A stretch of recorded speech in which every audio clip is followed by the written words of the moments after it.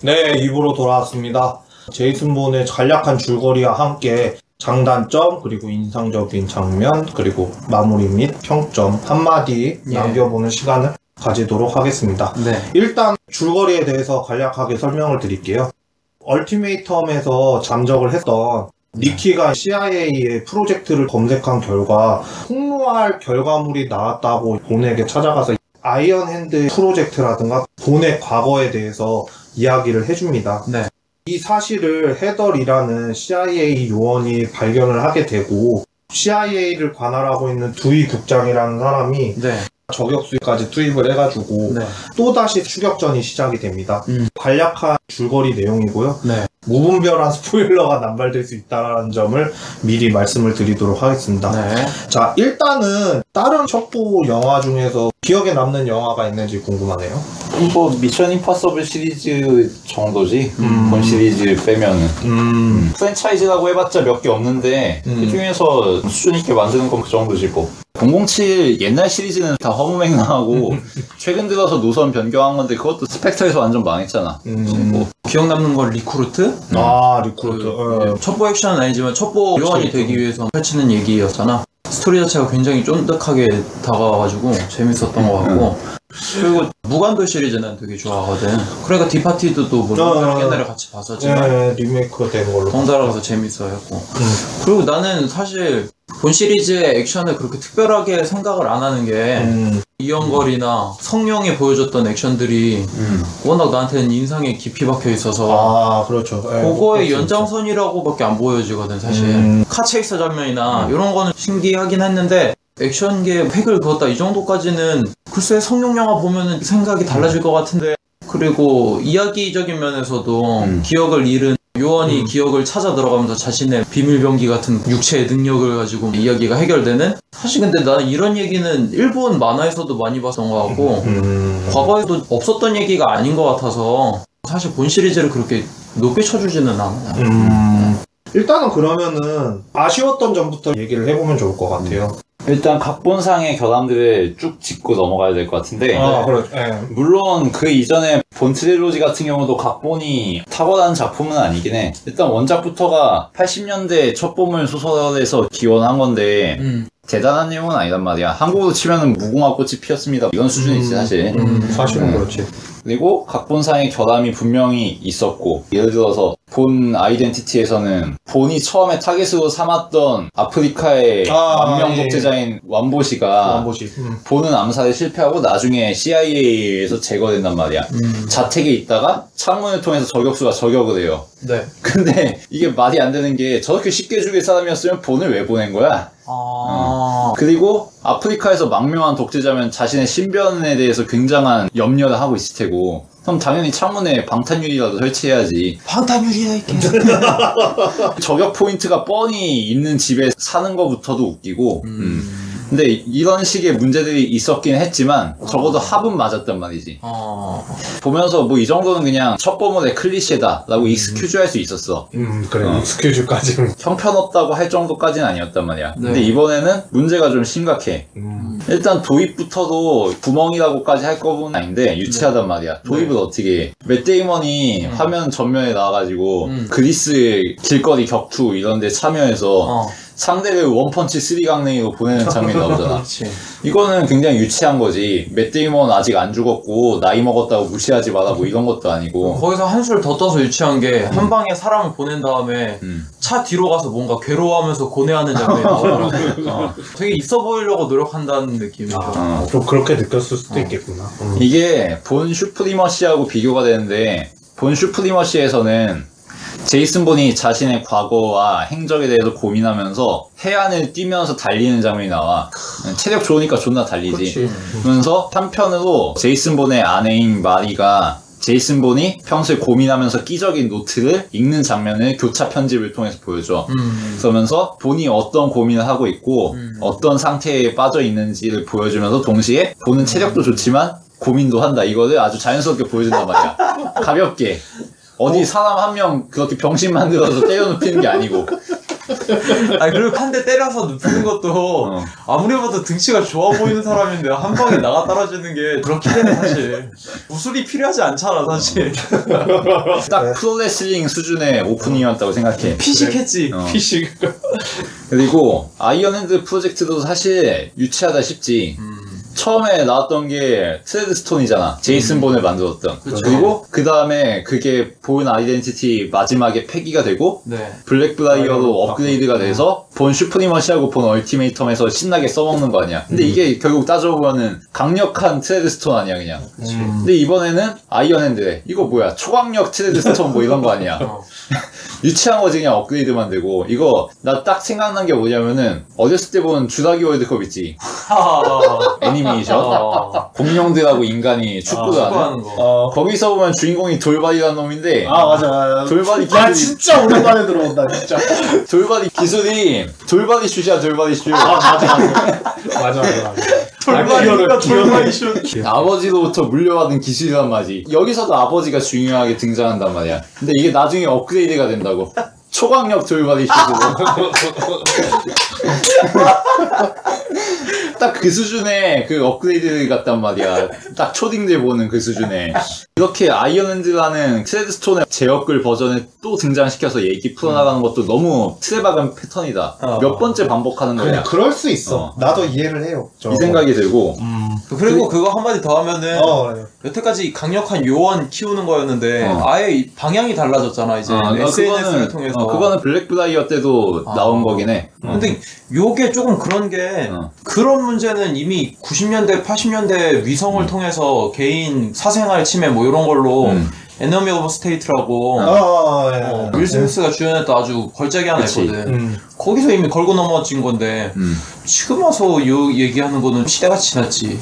이거는 왜 얘기가 나오냐면은 그러니까 미국에서 2000년대 들어서 부시 행정부, 오바마 행정부를 거치면서 프라이버시에 대한 정부의 접근 권한이 굉장히 늘었어. 뭐 수권 법안이라든지 이런 것들이 등장하면서 정부가 터치 없이 감청하고 감시하는 것이 일상화됐거든. 9.11 테러 이후에.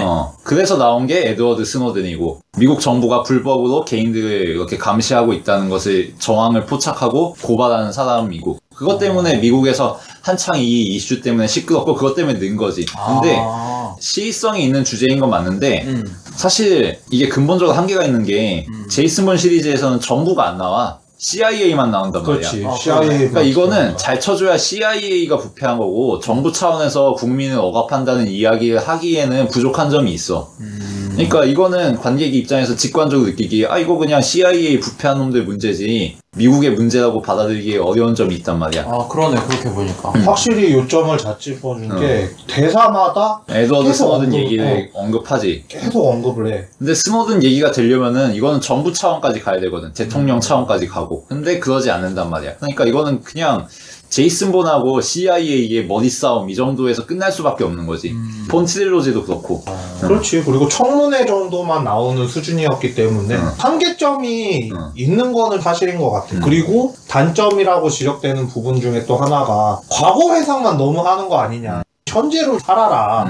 뭐 이런 반응도 있었긴 했는데 그런 거에 대해서는 어떻게 생각해요? 방금 한 얘기랑 맥락을 지어서 얘기하자면은 본 시리즈에서 괜히 시의적인 주제 꺼내고 무슨 정치적인 얘기, 현실의 얘기를 굳이 할 필요가 없다고 생각해. 그냥 제이슨 본이라는 첩보 요원에 대한 이야기만 하든가 아니면은 방금 말한 명주가 그런 과거 이야기 이런 거 다 때려치우고 정말 현실 이야기로 노선 전환을 하든가 완전 리부트하는 식으로 그런 식의 양당 간의 결정을 해야지. 지금 제이슨 본 과거의 이야기하면서 이 제이슨 본을 망쳐놓은 정부의 폭력 이야기를 어설프게 하는 게 밸런스가 안 맞다는 생각이 들어. 그런 식으로 이야기를 하자면 확실히 그런 게 맞는 것 같기도 하고. 그리고 뜬금없이 제이슨 본의 아버지가 트레드스톤에 관여했다. 이 이야기하는 것도 억지스러운 게 이미 본 얼티메이텀에서 파멜라가 그러니까 당시 CIA의 현장 책임자였던 그렇지. 그리고 제이슨 본과 협력하게 되는 2, 3편에 나옵니다. 조안 앨런이 역할을 맡았지. 그 파멜라가 본 얼티메이텀에서 본에 대한 자료를 다 검토했단 말이야. 그래서 얘 본명이 뭐고 어떤 식으로 이 프로젝트에 가담하게 됐고 이 프로젝트를 지휘한 사람들은 누군지를 본에게 다 알려줬어. 그게 본 얼티메이텀의 결말이었어. 근데 지금에 와서 제이슨 본 아버지가 트레드스톤에 관여했어. 이 이야기를 꺼내는 게 최초 창시자였다. 뭐 그런 억지란 말이지. 식으로. 카멜라 뭐 한 거야 그러면? 그때 이야기를 매듭 지었는데 지금 다시 또 하는 거네 그러면. 그때 사실을 다 알려준 게 아니었던 거네. 이런 설정상의 기본적인 문제도 있을 뿐더러 사실 본 트릴로지에서 깔끔하게 이야기를 끝냈단 말이야. 근데 이제 와서 사실은 아버지가 이거 관여했어 라는 게 억지스럽다는 거지. 괜히 소재를 하나 더 꺼낸 것 같고. 이게 그래서 우리나라 관객들 사이에서는 우리나라의 흥행 공식 심파를 이번에 또 여기 헐리우드에다가 이식을 시키는 거 아니냐. 아버지 심파? 그렇지. 이런 지적이 한번 나오기도 했어요. 그리고 제이슨 본에서 처음 액션 장면으로 등장하는 게 물론 아까 원펀치 3강냉이로 때려눕힌 건 있지만 네. 그거 말고 제대로 된 액션이 시작하는 게 그리스에서 니키 파슨스하고 제이슨 본이 접선하는 장면이지. 그렇지, 접선. 네. 그때 근데 그리스 시위대가 나온단 말이야. 네. 물론 그리스 지금 내부 사정이 시끄럽고 네. 썩 좋지는 않아. 어려운 상황이지. 그리고 시위도 많이 일어나고 실제 상황이긴 해. 근데 그거를 굳이 이 영화에서 왜 썼냐고. 이거는 오늘도 평안하다는 지구롭습니다. 뭐 이런 수준의 이야기잖아. 내가 그거 덧붙여서 얘기할 게 있는데 롤러코스터 타이쿤이라는 게임이 있어. 그래요. 네. 그 게임이 놀이공원 짓고 롤러코스터 만드는 게임이잖아. 근데 거기서 유용한 팁이 하나 있어. 롤러코스터의 흥미도와 재미도라고 하는 수치가 있는데 그걸 높이려면 그치. 주변에다가 나무를 세워줘야 돼. 그거랑 비슷한 것 같아. 딱 이거 보면 여기 액션 오토바이 씬 보면은 불구덩이 확확 튀고 막 그렇지, 화염이 물로 싸대고 이러잖아. 그거 때문에 그거겠지. 그러니까 이건 액션 장면에서 CIA 요원들이 니키하고 본을 놓치게 되는 설정을 넣으려고 그런 거 아니야. 시위대 때문에 놓쳤다. 그치. 그리고 이렇게 폭동이 일어나는 상황이기 때문에 액션 같은 것도 그냥 위화감 없이 이 도심에서 일어날 수 있는 거지. 스릴 있고 멋있게 보이게 막 불구덩이 날아다니고. 시위 아니면 그럴 일 날 일 없으니까. 그러니까 그냥 그리스 시위는 배경으로서만 존재하는 거고 도구 이상이 아닌 거지. 그러네. 이 중요한 시의성 있는 소재를 활용했음에도 불구하고 그렇게 의미가 있는 게 아니네. 그리고 이게 또 뭐가 문제냐면은 이미 본 슈프리머시에서 베를린에서 시위대 때문에 맞아. 본을 놓치는 장면을 이미 넣었어. 그때도 니키하고 접선하는 장면이었어. 그치. 그러니까 이거는 뭐야? 재활용이란 말이야. 각본 재활용. 그때는 터키인들이 베를린에서 시위하는 거였어. 이번에는 그리스인들이 시위하는 거란 말이야. 그러네. 똑같이 니키하고 만나는 장면이고 이게 문제라는 거지. 그리고 니키가 죽는 장면 같은 경우도 결국에는 CIA의 추적을 따돌리지 못하고 죽게 되는 장면이 나오잖아. 그렇지. 저격수한테 맞아서. 근데 이 장면도 본 슈프리머시에서 마리가 죽는 장면하고 너무 똑같단 말이야. 처음에 나온 본 슈프리머시에서 제이슨 본의 아내인 마리가 암살자의 추적을 따돌리지 못하고 살해되잖아. 그래서 자동차가 강물로 떨어지게 되고 근데 너무 패턴이 똑같다는 거지. 제이슨 본의 여성 협력자가 있고 이 여자들은 제이슨 본을 위해서 싸우지만 결국에는 죽게 되고 패턴이 똑같다는 거지. 본드걸보다 불쌍하다. 그치? 본드걸은 그래도 진하게 로맨스라도 가지는데 근데 여기에서 여성분들 같은 경우에는 그냥 조력자 정도로만 나오고 애정 행각이라든가 그런 거는 거의 없단 말이야. 그러니까 그렇게 조력만 하다가 결국 죽는 역할이니까 이 여자들은 본만 안 만났으면은 잘 먹고 잘 살았을 거라는 게 생각이 든단 말이야. 그래. 존나 소모품처럼 버려지니까 불쌍하단 말이지. 그럼 비칸데르가 현명한 선택했네. 또 도와주다가 죽을 뻔했는데. 그렇지. 파멜라도 죽진 않았지만 결국에는 레거시에서 잘렸어. 그래, 제이슨 맞아. 본 때문에. 맞아. 본만 만나면 신세 다 망쳐. 그리고 또 그래. 패턴이 똑같은 게 뭐냐면은 듀이하고 헤더리의 관계야. 헤더리. 토미 리 존스하고 이 알리시아 비칸데르. 이것도 슈프리머시아 얼티메이텀에서 파멜라와 에보트. 그리고 에보트가 나중에는 보스로 바뀌지. 그렇지. CIA에는 흑막이 있고 이것을 막으려는 선역이 있다. 이 설정이 똑같단 말이에요. 그리고 선역은 여자고 악역은 남자고. 물론 비틀긴 했어. 알리시아 비칸데르는 전작의 조한 알렘처럼 선한 동기로 움직이는 인물은 아니고 나름의 야심과 꿍꿍이가 있다. 뭐 이런 비틀기를 하긴 했지. 근데 이것도 2차원적이란 말이지. 지난번에 파멜라처럼 너무 선하게 나오면은 뻔하니까 얘도 나름 속셈이 있는 인물로 바꿔보자. 딱 이 정도 아이디어란 말이야. 전작의 구도를 재활용함과 동시에 약간만 비틀기 한 거지. 그러니까 각본에 너무 창의성이 없다는 생각이 들고 그냥 이전 각본들을 재탕했다는 생각밖에 안 든단 말이야. 그리고 듀이가 그렇게 헤더리를 적극적으로 기용하면서 네. 계획을 짜잖아. 이것도 본 슈프리머시하고 얼티메이텀에서 파멜라를 CIA 상부에서 활용한 것하고 똑같은 구도지. 그것도 똑같아? 근데 문제는 뭐냐면은 그때는 파멜라를 기용하는 이유가 분명히 있었어.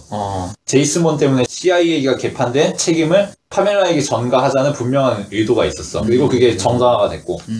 물론 이번에도 제이슨 본에게 누명을 씌우는 역할을 헤더가 자기도 모르게 맡게 되고.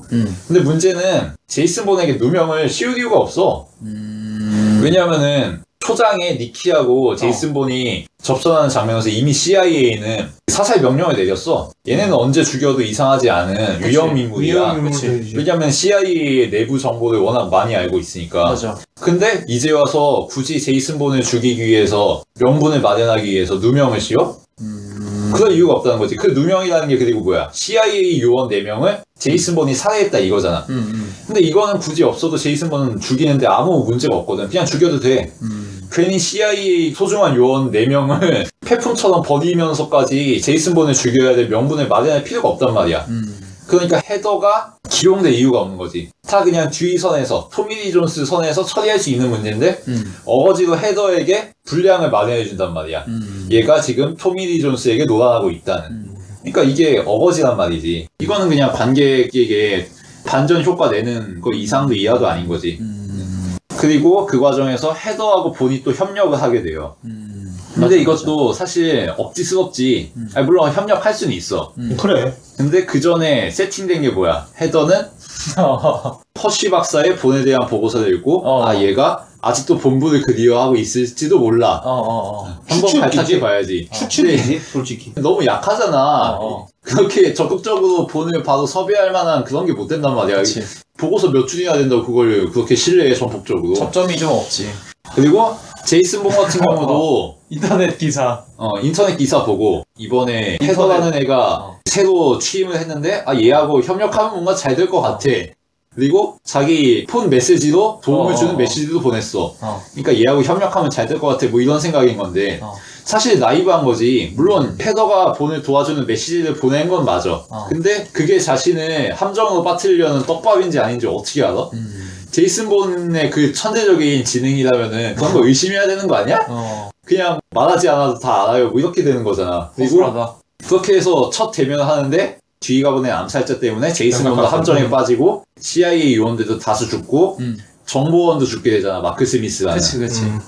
그런 다음에 헤더가 제이슨 본하고 만나게 되니까 바로 만나자마자 하는 얘기가 뭐야? 나는 너하고 대화하고 싶었다고. 난 이렇게 적대할 생각이 아니었다고 이렇게 변명을 하잖아. 만나자마자. 제이슨 본이 무슨 생각할지도 모르고. 근데 제이슨 본도 그냥 쿨하게 대화 제대로 듣지도 않아. 그냥 차 타고 가. 정말 말하지 않아도 알아요지 이거는. 둘이 협력하게 되는 과정에 설정이 치밀하지가 못하다. 그냥 얘네들은 처음부터 협력하기로 입을 맞춰놓은 것만큼 움직인다. 결함이 있다고 생각이 들고 가장 결정적인 문제라고 생각이 드는 거. 결정적 문제. 칼루이. CIA 국장인 듀이하고 협력해서 IT 기업을 성장시켜가지고 국민적, 세계적인 아이콘이 된 인물로 나오지. 현실로 따지면 스티브 잡스나 에릭 슈미트 같은 인물이 되겠지. 구글 회장이나 애플 회장. 그렇지. 근데 이 인물이 자신과 CIA의 밀약을 언론에 보도하고 폭로하려고 하니까 듀이가 제거하려는 설정이잖아. 근데 CIA 국장이 이런 국민적인 세계적인 인물을 그렇게 자기 독단으로 암살하는 게 말이 안 되지. 그러네. 이게 대서특필 될 거란 말이야 분명히. 그렇지. 이거는 CIA 선에서 절대 감당을 못해. 근데 그때 보면은 나름 치밀한 곡에 있어. 저격할 때 안 걸리게 해. 그러니까 자기 지문이 있다고 저격수가 얘기해. 그러더니 총 쏘기 전에 장갑을 낀 다음에 불빛을 해가지고 지문이 묻어있는 장갑인 걸 한번 인식을 시켜주기는 해. 근데 문제는 아무리 안 걸리게 노력을 한다고 해도 솔직히 이런 건을 기획할 만한 단체가 몇이나 있겠어. 그렇긴 하다. 이거는 절대 CIA 국장이 단독으로 할 수가 없는 범행이란 말이야. 이거는 걸리면은 CIA만 박살나는 게 아니라 대통령 옷 벗어야 돼. 이거는 CIA 국장 암살당해도 할 말이 없는 건이야. 거기다가 CIA가 그렇게 무소불위의 단체도 아니지. 근년에 CIA 국장이 외도했다가 FBI한테 걸려가지고 진짜? 옷 벗었단 말이야. 잘리고. 미국은 정보기관 간에 라이벌리즘이 굉장히 심하고 서로 견제하기 때문에 FBI 바로 들통 나겠네 FBI한테. FBI, NSA, DIA 등등등에서 다 캐치해 이런 거 내부 정보자들 다 심어둬가지고. 근데 이런 말도 안 되는 건을 그 CIA가 독단으로 기획한다고? 이거는 말이 안 돼. 그냥 야당에서 바로 들고 일어나서 대통령 탄핵해 이거는. 어설프게 현실 반영했다가 완전 쪽박 찰 수도 있다. 이거는 CIA 국장으로 나온 주의가 미친놈이라는 얘기밖에 안 돼. 최근에 나온 아이 인 더 스카이라는 영화인데 거기서는 책임자들이 아프리카의 테러리스트들 공격하려고 드론으로 어택하려고 하는데 그 망설이는 이유가 드론 공격에 의해서 옆에 길거리에서 빵 팔고 있는 소녀가 죽을까봐 그런단 말이야. 다칠까봐. 존나 소심하단 말이야. 여기 나오는 책임자들이. 그거 보면서 진짜 고구마 엄청나게 무는 줄 알았다 진짜. 이 영화가 그 책임자들의 그런 갈등이나 고민을 보여주는데 잘 묘사를 했다는 칭찬을 듣긴 하지만 그치. 야 고작 저 빵 만드는 소녀 때문에 높으신 분들이 저런 고민을 한다고? 말이 안 된다 이런 불만을 제기하는 사람들이 많단 말이야. 근데 만약에 토미리 존스 주의가 이 작전에 투입됐으면은 바로 쐈지. 아이 인 더 스카이는 20분 만에 끝났어. 20분이 뭐야 10분이면 끝나지 그냥. 어떤 영화는 너무 소심해서 문제인데 이 영화는 진짜 말도 안 되게 폭주해서 문제란 말이지. 그리고 암살자 설정 진짜 개판이라고 생각해. 텍사카스. 맞아. 이거는 저격수 따기. 나는 직역 좀 하려고 그랬어. 그래. 너무 쿨하게 브라보 팀이랑 알파 팀 베를린에 죽여버리는 것도 분명히 요원인데 이 사람들 너무 허술했고 가장 짚고 싶은 게 뭐냐면은 게임으로도 저격수는 굉장히 은폐 그리고 굉장히 은밀하게 다닌단 말이야. 엑스컴이라든지 옛날에 또 코만도스라든지 그렇지. 어떻게든 사람들 눈에 안 띄게 하려고 하는데 막판에 굉장한 오류가 경찰 자동차 훔치잖아. 스와트. 그걸로 보란듯이 라스베가스를 다 휘젓고 다니잖아. 심지어 SWAT 요원도 죽였어. 그것도 무자비하게 죽여. 아니 이 사람 분명히 저격수인데 라스베가스에서 나 여기 있다, 나 죽여봐라 이러면서 자동차란 50대 가까이 다 박살을 내면서 그렇게 다닌다는 거는 박살낸 자동차 수가 170대. 170대. 야, 저격수가 라스베가스에서 170대 뽀개가 나가지고 도박장도 덮치고. 그러니까 이건 너무하지 않았어 솔직히?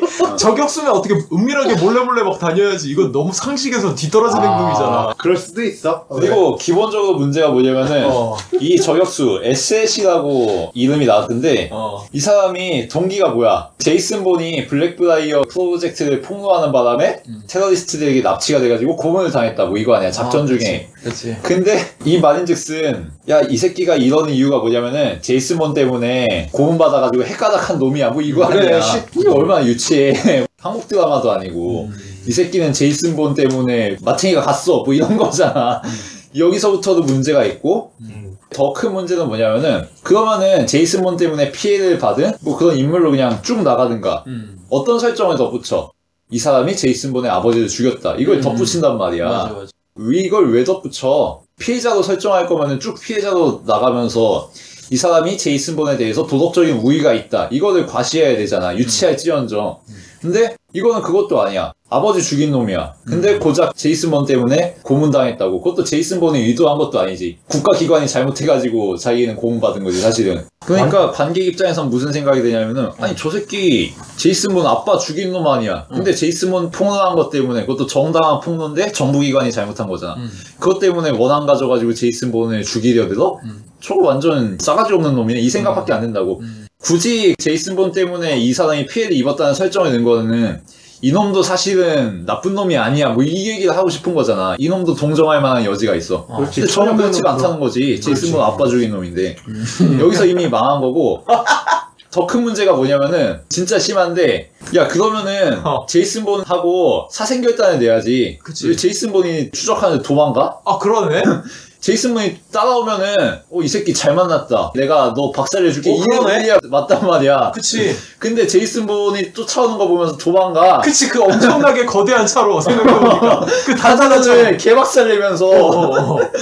여기서 이 인물이 도대체 종잡을 수가 없는 거지. 생각해보니까 그거 엄청난 오류네? 아니, 그리고- 숨었다가 저격하면 되는 거잖아, 진짜. 그치. 저격할 수도 있고 그냥 감정적인 인물이라고 쳐. 그러면 제이슨 본이 오는 거 보고 그냥 펀치 날려야지. 그치. 제이슨 본이 또 원펀치 3강냉이로 작살낼까봐 무서워서 도망간 거야?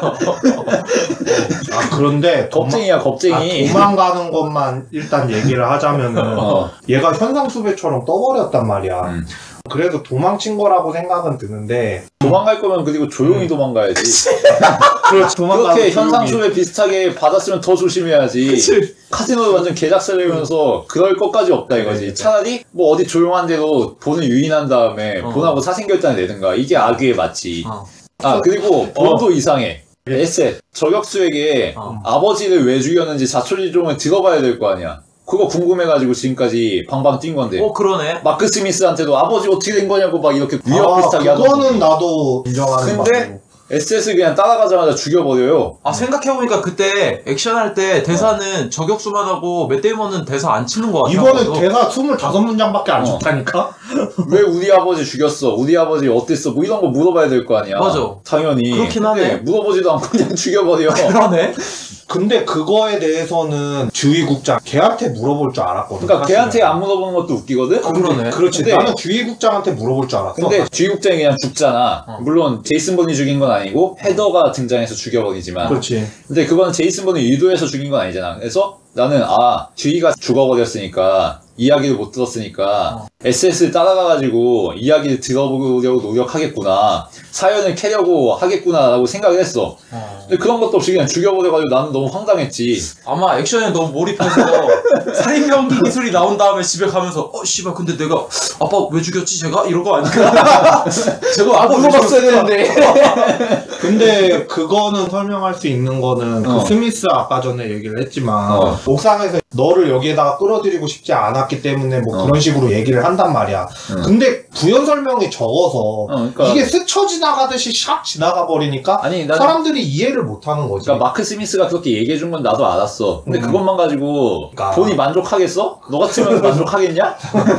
우리 아빠 죽였는데? 좀 더 설명을 듣고 싶은 게 사람의 인지상정일 거 아니야. 근데 그렇지. 그런 것도 없이 그냥 죽여버린다고. 맞아. 그러니까 이제 올드보이에서도 최민식이 유지태 함부로 못 죽이잖아. 왜 나 감금시켰는지 이유 듣고 싶어서. 그리고 이 SS를 본이 추적하는 구도의 문제가 본 시리즈가 쫄깃했던 이유는 뭐야? CIA는 본을 쫓아가고 본은 그것을 도망가면서 사기에 나가는 그 맛이 쫄깃했던 거 아니야? 그렇지. 세력에 나가고. 근데 이번에는 본이 복수기가 돼서 SS를 쫓아가요. CIA 요원을. 그러니까 여기서 이미 쫄깃함은 사라진 거야. 야, 본은 절대 갑이잖아. 그렇지. 존나 짱짱맨이고 먼치킨이잖아. 생존왕의 이제 이런 막 제이슨 그런 게 본이 암살자를 죽이기 위해서 쫓아가. 야, 이거 암살자는 이미 끝났지. 여기서 이미 쫄깃함이고 뭐가 없는 거야. 느껴질 게 없어. 그리고 이 저격수 캐릭터의 또 다른 문제는 이게 지금까지 본 트릴로지를 통해서 쌓여온 저격수의 캐릭터를 완전히 무너뜨려버렸어. 지금까지 저격수들은 프로페셔널했어. 맞아. 그냥 시키는 대로 움직이고 CIA가 명령을 내리면은 프로니까 그거에 따라서 제이슨 본을 죽이기 위해서 노력하는 이런 역할이었어. 본 아이덴티티에 나왔던 프로페서라든가 클라이브 오웬이었지 그때는. 그렇지. 클라이브 오웬의 연기. 그리고 본 슈프리머시에서는 키릴이라는 인물이었어. 그 러시아 석유회사에서 고용한 암살자였지. 이 사람도 그냥 석유회사에서 야 CIA가 우리한테 시켰어. 네가 이거 좀 해. 이거였어. 그냥 프로였고 별다른 동기가 없었어. 그러니까 그냥 깔끔한 격투가 되는 거지. 그리고 얼티메이텀에서는 여기서 한 단계 발전을 시켰어. 뭐냐면은 대슈라는 인물이 나오고 파즈라는 인물이 나와. 맞아. 대슈는 이전에 나왔던 인물들처럼 CIA 지령을 받고 본을 죽이려 해. 하지만 실패하고 죽지.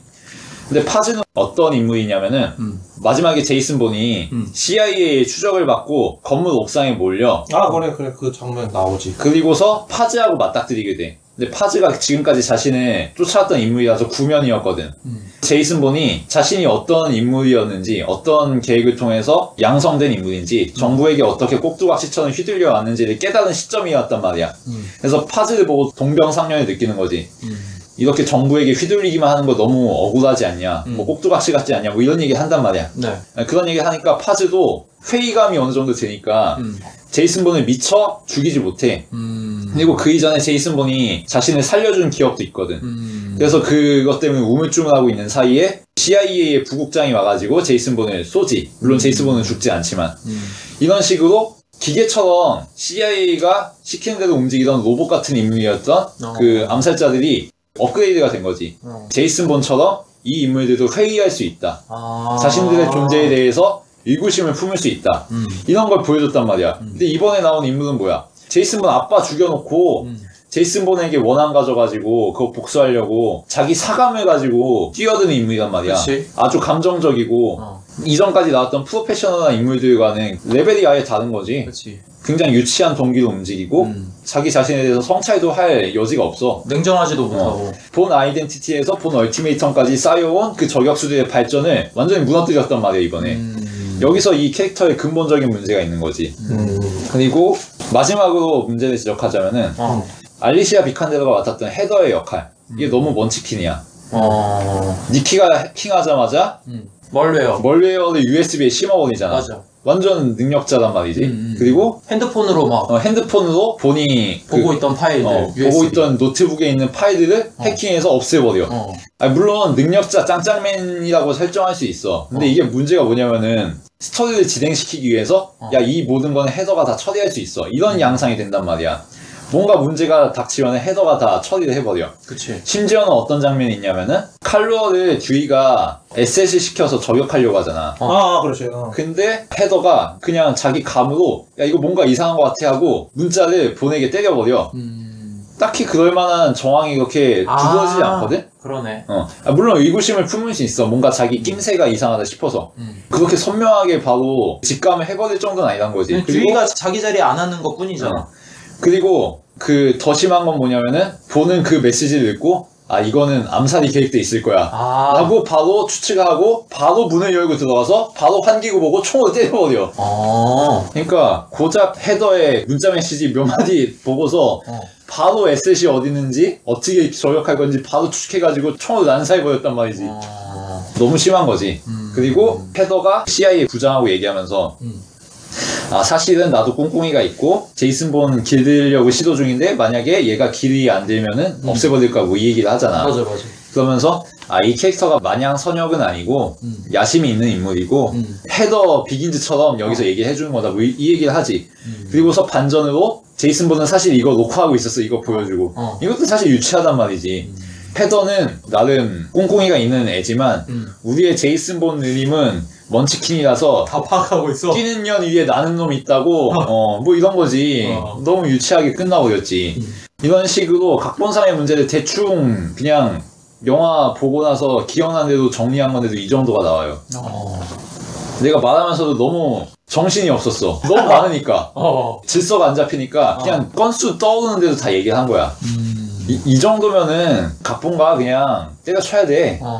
지금 대충 얘기 들었는데도 공감이 가고 전 시리즈마저도 흔들만한 설정이라는 게 이해가 좀 가네. 제이슨 본 시리즈를 사랑하는 사람들 입장에서는 팔이 안으로 굽어서 이거를 옹호해주고 싶을 수도 있어. 근데 문제는 뭐냐면은 이 제이슨 본이라는 작품이 기존의 본 트릴로지, 제이슨 본 팬들이 아껴 맞이하는 그 작품들에서 쌓여온 설정들과 업적들을 다 무너뜨렸단 말이지. 아까 말한 저격수의 설정 문제라든가 아버지를 극조시킨 문제라든가 그 이전까지는 CIA와 제이슨 본의 그런 머리 싸움이었는데 이번에는 헤더가 다 알아서 해버리고 제이슨 본이 직감으로 때려 맞춰버리고 기존의 제이슨 본 시리즈에서 써먹었던 각본들을 재탕했다든가 이런 문제들을 생각하면은 본 트릴로지를 사랑하는 사람이라면은 이번 작품을 옹호해주면 안 된다는 생각을 해, 나는. 근데 지인 중 한 명도 본 시리즈 굉장히 좋아하는 사람이 있는데 이번 작품 보고 별점 몇 점 정도 줄 수 있냐고 물어보니까 하나 정도밖에 못 주겠다고. 그렇지. 그러니까 이렇게 각본상의 문제가 많으면은 연출로 승부를 봐야 돼.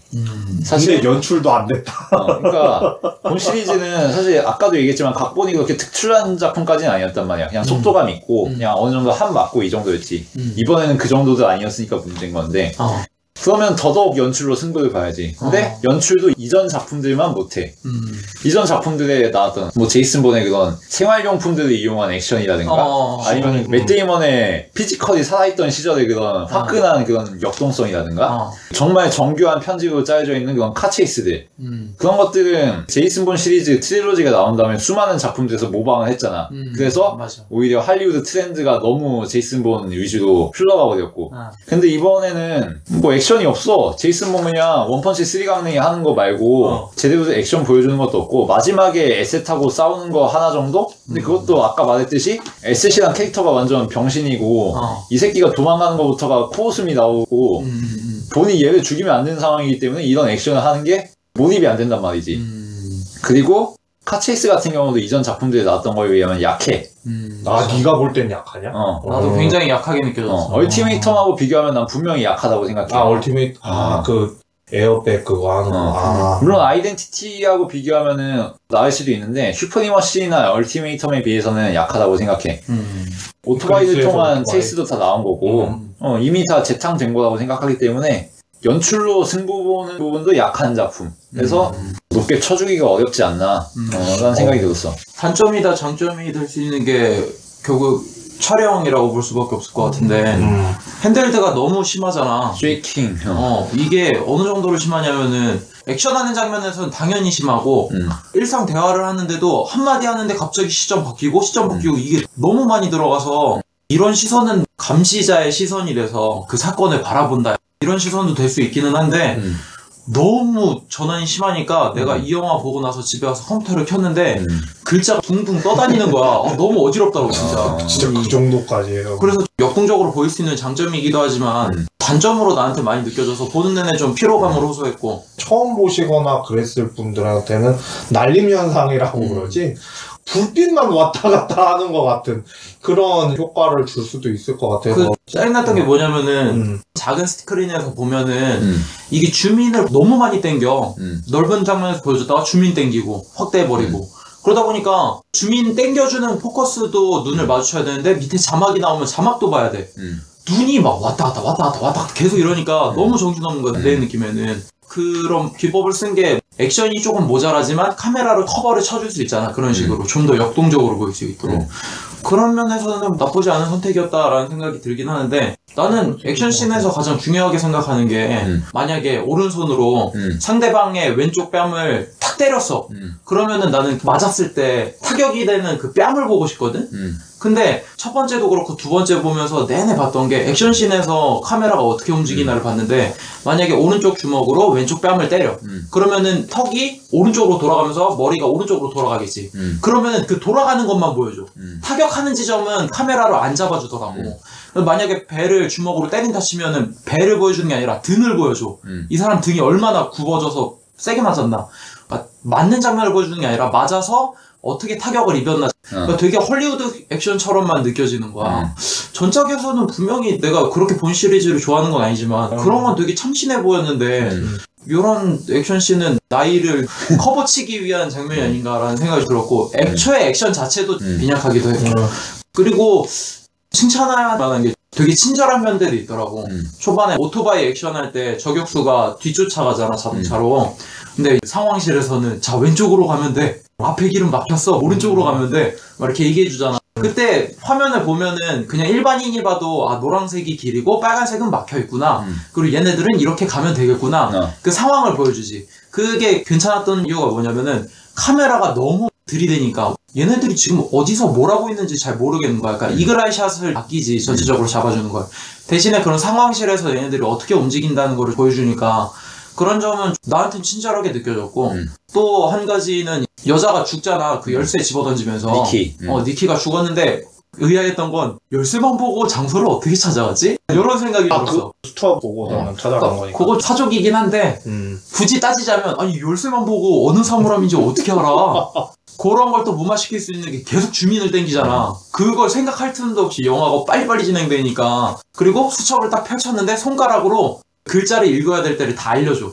맷 때문에 쭉 내려가다가 밑에서 딱 멈춰. 그럼 그 글자가 보인다? 근데 그 글자가 어떻게 보이냐면은 만약에 12글자로 이루어진 단어라 치면은 왼쪽에서 오른쪽으로 읽게 되잖아. 그럼 왼쪽에서 읽은 다음에 오른쪽으로 지나갈수록 왼쪽의 글자들은 블러 처리돼. 그러면서 어떤 글자를 읽으라고 친절히 알려줘 우리한테. 그치. 그리고 계속 수첩 넘기면서 손가락으로 지목해서 어떤 단어를 읽으라는 것까지 알려주고 그렇게 해서 베를린의 어느 장소까지 가게 된다. 그거를 친절하게 알려주는 거. 그런 거는 친절하다고 생각이 들기는 했어.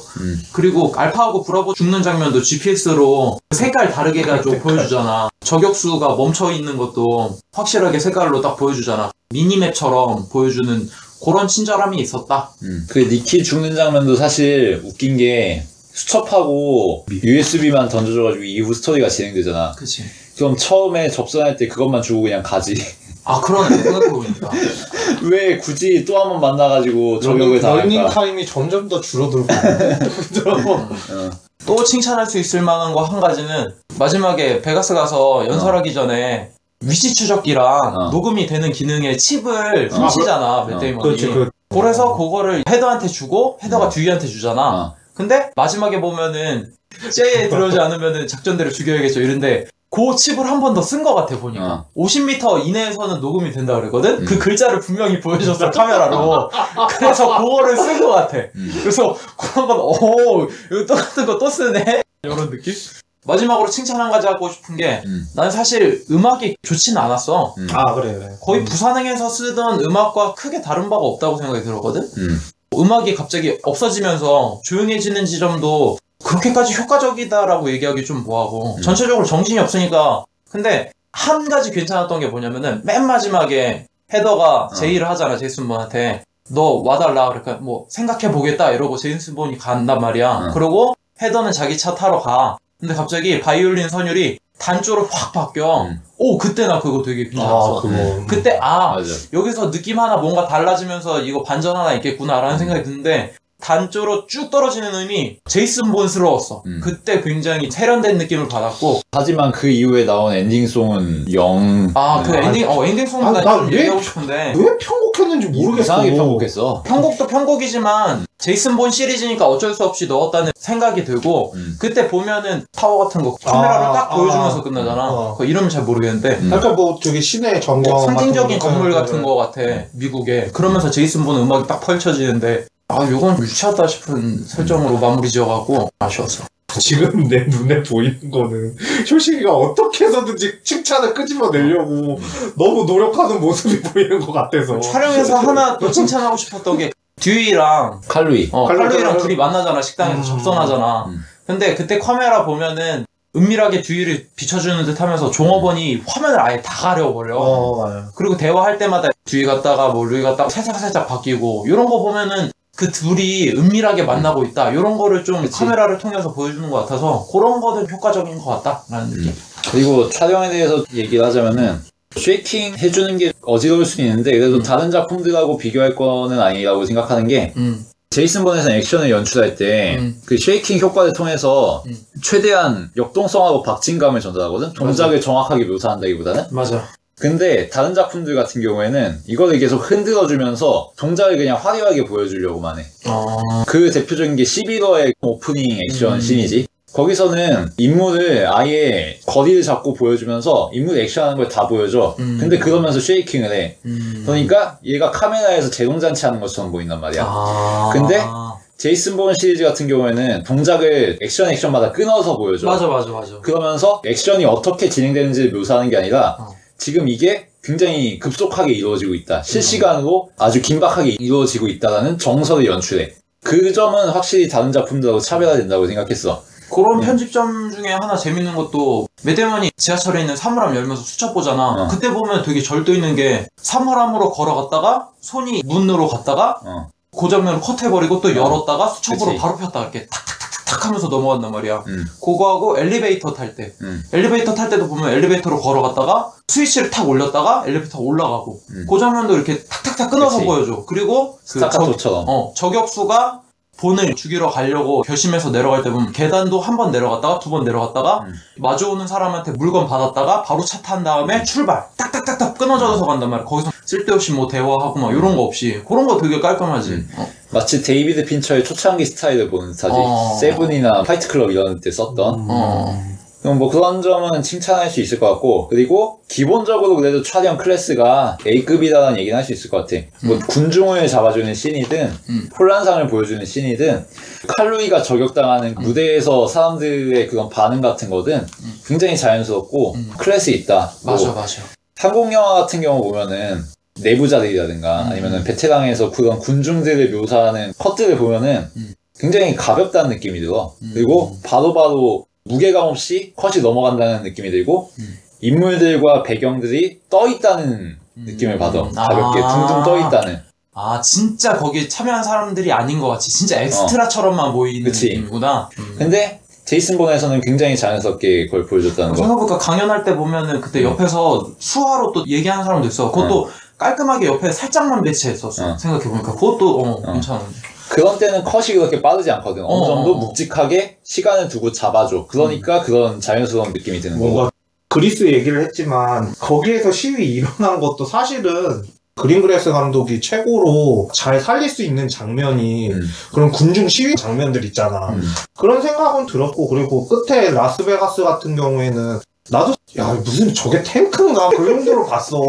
야 저렇게까지 때려 부실 수 있나? 스와트 차량이 저렇게 튼튼한 거였구나 그러면서 봤긴 했지만 그래도 현대 카체신 중에서 손꼽히지 않을까? 나는 그런 생각이 들어. 나는 이야기는 별로 생각은 안 했거든. 왜냐하면 원작이 없어. 일단은 기본 정도만 어느 정도 해줬으면 좋겠다라는 생각이 들었는데 재탕이 나오니까 그런 부분은 아쉬웠으나 기본 틀 같은 거는 그래도 끌고 가는 것 같아서 안도의 한숨을 쉬었는데 다른 전개라든가 그런 거는 마음에 들어서 저격수는 나도 아쉬운 게 처음에 이탈리아에 있을 때 숙소에 있으면서 암살 대상 욕조에다가 눕혀놓고 로마.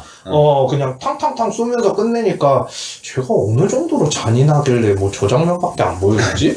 그 생각은 들기는 그것도 너무 허세 했었는데 같았어. 그래도 그런 장면이라도 안 넣었으면은 제가 무자비한 놈이라고 그렇게까지 생각은 사람들이 못했을 것 같아. 근데 좀 캐릭터가 이상하지. 무자비했는데 도망가니까. 그러니까 그것도 다 티내면서 도망가고. 어쨌든 간에 자연스럽게 마무리로 가면 될 것 같아요. 제가 마무리 먼저 할게요.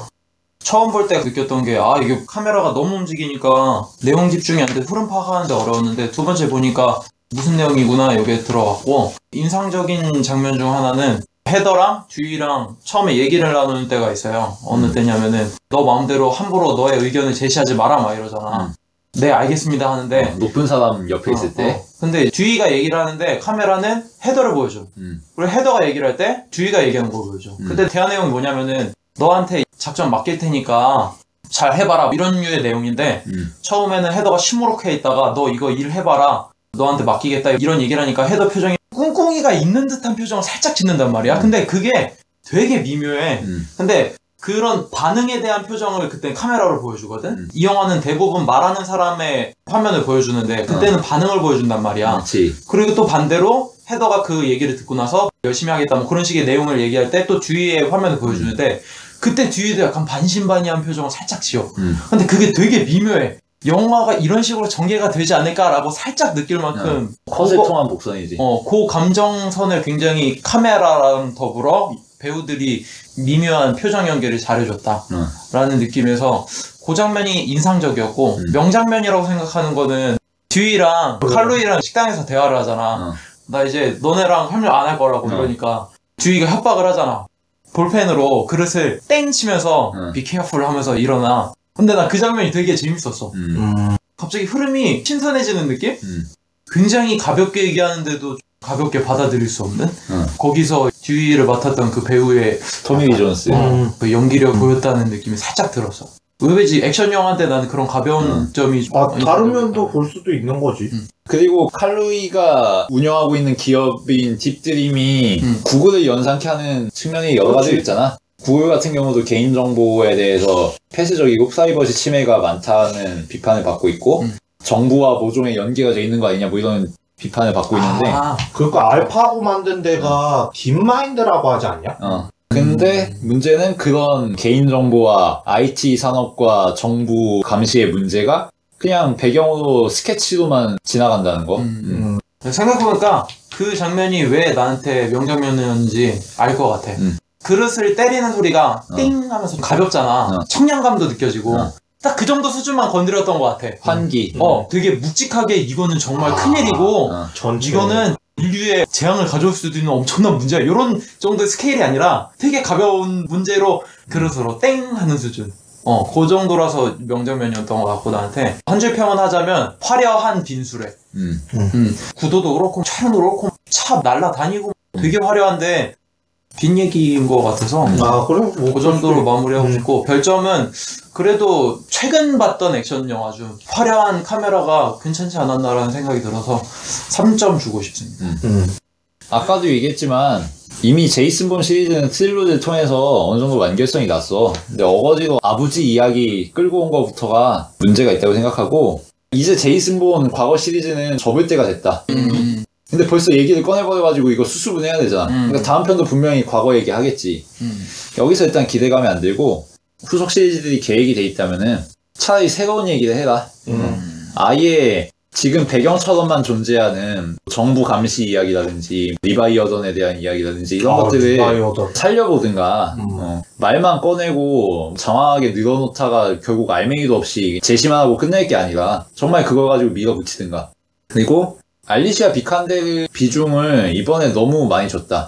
물론 다음 시리즈에도 넣으려고 일부러 몰아준 것도 있고 할리우드에서 뜨고 있는 배우니까 분량을 챙겨준 건 있는데 너무 억지스러웠다. 능력도 억지스럽고 제이슨 본하고 썸씽 가지는 것도 억지스럽고 뒤에 행보도 그래서 어설프게 만들고 여러 가지로 문제가 많았다. 배우 때문에 각본이 궤도 이탈한 대표적인 케이스로 남지 않을까. 내가 기억에 남는 거는 패왕별이에서 공리가 지나치게 비중 많이 가져가는 바람에 각본이 어그러진 그런 게 기억나거든? 패왕별이가 장국영하고 친구 얘기잖아. 근데 친구가 장국영하고 해줘야 될 케미스트리를 공리가 다 가져가는 그 씬들이 몇 개 있거든. 그런 식의 문제들이 느껴졌다. 그래서 전체적으로 호평하기는 어려울 것 같고, 그래도 연출에서 기본은 했다. 기본적인 클래스는 보여줬다. 라고 생각해서 2개 반 정도로. 4주차까지 쭉 달려왔네. 솔직히 1주서부터 3주까지는 거의 밑밥이라고 봐야죠. 오늘을 위해서 달려온 거였는데. 인상적인 장면 같은 경우에는 다쏘랑 만나는 장면에서 그러니까 해킹하는 맞닥뜨려가지고 갈등을 빚잖아요. 그거 보면서 느낀 게 뭐냐면은 그냥 액션에서 타협을 본 것 같아. 나이가 들어서 시그니처 액션을 못하는 것도 있다고는 생각을 해서 그래도 다른 장면을 더 살리고자 노력을 했다라고 생각해서 인상적인 장면이었던 것 같고, 이 영화 자체가 사실은 이번에는 각본보다도 오락성에 더 치중을 두지 않았나. 나 같은 경우에는 후속작이 안 나왔으면 좋겠어요. 그만해도 나는 충분하다고 생각을 들고, 그리고 나는 돌아준 것만 해도 감사해야 된다라는 생각이 드는 게 9년 만에 돌아올 필요도 없었어, 사실은. 근데 그렇게 의기투합해서 돌아왔다는 사실은 물론 부정적으로 생각하면 상업적인 문제가 있을 수도 있겠지만 그래도 팬들을 위해서 한 번 더 돌아줬다는 그런 점에서는 높이 사고 싶고, 나는 너무 취향 저격이고 이런 영화를 너무 좋아하기 때문에, 그리고 다른 첩보물에서는 볼 수 없는 그런 캐릭터잖아 사실은. 굳은 표정에 웃음기 하나 없고 1편에서 마지막에서밖에 웃는 장면이 없어. 굳은 표정에 눈이 깊이 파이니까 그림자지잖아 눈에. 눈동자도 안 보이고 수염나고 늙은 모습 보면서 참 안타깝다라는 생각도 많이 들더라고. 이야기나 그런 게 허술해도 돌아온 점이라든가 촬영이라든가 그런 거는 기본빵 이상으로 해준 것 같아서 별 5개 주도록 하겠습니다. 한마디는 9년 만에 돌아와서 제이슨 본 욕봤다 평을 해드릴 수 있을 것 같아요. 나도 한 줄 평 추가. 예, 한 줄 평 추가. 맷 데이먼, 셋, 비칸데르 아이즈. 무슨 뜻이야? 응? 맷 데이먼은 마틴이 갖고 비칸데르한테 몰아줬다고, 비중. 최종 보스도 비칸데르가 잡았어, 결국. 그러네. 그리고 내가 어떤 평론가 평을 보면서 어처구니 없었던 게, 대놓고 세대 교체를 해야 된다, 돈도 변모를 해야 된다, 돈 내고 싶을 때 맷 데이먼 아니면 안 된다라고 썼던 사람이 그런 얘기를 하니까 내가 열받아서 얘기를 좀 했어. 맷 데이먼이 안 나와가지고 이거 망했다 그렇게 쓴 사람이 갑자기 세대 교체를 해야 된다고 그러니까 내가 그때는 맷 데이먼이 필요한 줄 알았는데 지금 보니까 너무 늙고 태세 전환이 너무 빠른 것 같아. 너무 늙었는데 막상 그러니까 어쨌든 간에 이렇게 해서 마무리 졌고요. 4주간 저와 함께 한 시간이었는데 아주 즐거웠어요. 네. 두 분은 되게 즐거웠을지 모르겠는데 전 하루하루마다 되게 고비였어가지고 방송 녹음 전날에 계속 고민을 해요. 아 이거 참 이게 또 깔 것 같은데 저게 또 깔 것 같은데 생각을 해오면은 얘네들이 훨씬 더 오버해서 야 저렇게까지 깔 수가 있구나 이런 생각이 들어가지고 아니 뭐 명주 개인적으로서는 도리를 빼고서는 다 4점 이상의 영화를 들고 왔기 때문에 명주가 유연하고 유하게 진행을 잘한다라는 느낌이 들었습니다. 네. 근데 댓글이 한 개도 없었어요. 이명주 씨가 진행 앞으로 좀 맡아주셨으면 좋겠어요. 이런 한마디라도 제가 있었으면은 뭐라고 안 할 텐데 한마디도 없더라.